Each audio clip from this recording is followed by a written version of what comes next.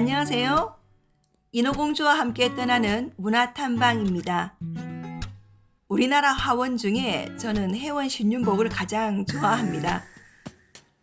우리가 조선시대를 살아보지 않았기에 민숙화를 보면서 나름대로 그때의 생활상을 상상해 보곤 하는데, 전 월하정인이란 그 그림을 보면 마냥 빠져들고 있습니다.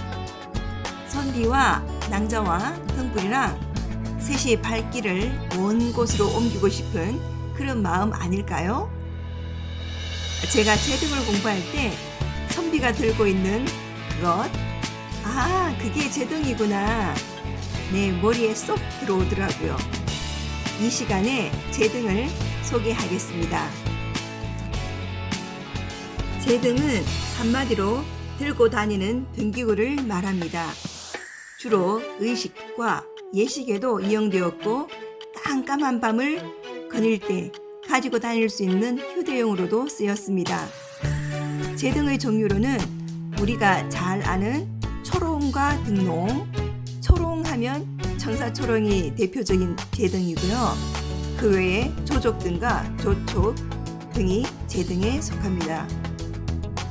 제등의 형태는 철사나 대나무로 골격을 만들고 그 위 표면에 종이나 깁을 발랐습니다. 흔히 말하는 등롱, 초롱이란 말은 어떤 차이점이 있을까요?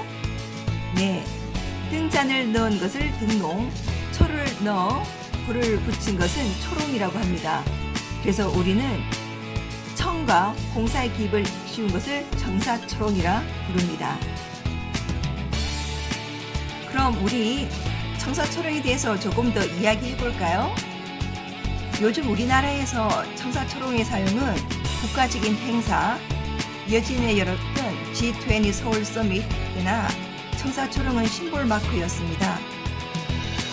올림픽 게임이나 큰 행사를 개최할 때 귀여운 소년, 소녀들이 청사초롱을 앞에 들고 가는 모습은 흔히 볼 수 있습니다.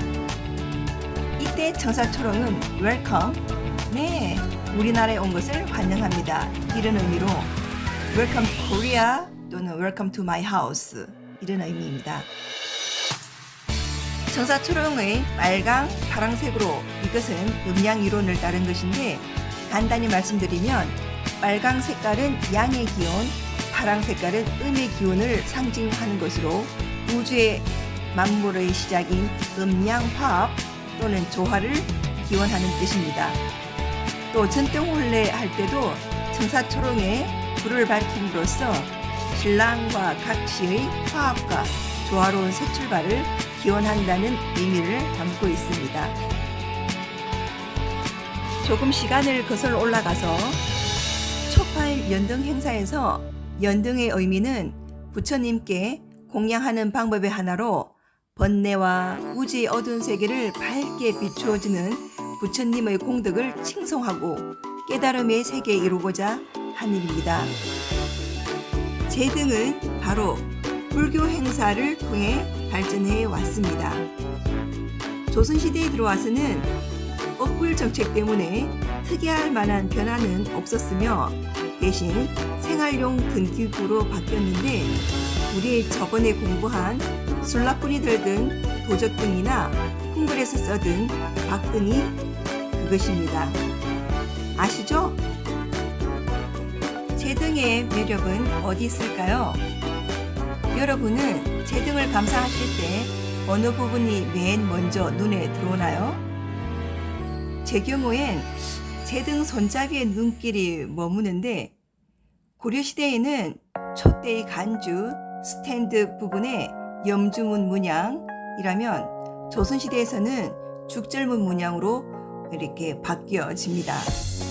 손잡이가 참 예쁜데, 대나무 문양은 조선의 선비를 상징하는 사군자의 하나이기에 그때의 문화를 잘 디자인한 것입니다.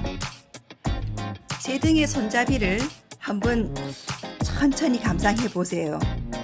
네, 제등은 다른 등기구보다 좀 친근감이 가지 않나요? 마음에 드는 제등 한 가지를 선택해 보시는 것으로 이 시간 마무리할까 합니다. 오늘 하루도 멋진 날이 되시길 바라며 다음 시간을 기대해 주세요. 구독, 좋아요, 알림 설정은 사랑입니다. 안녕.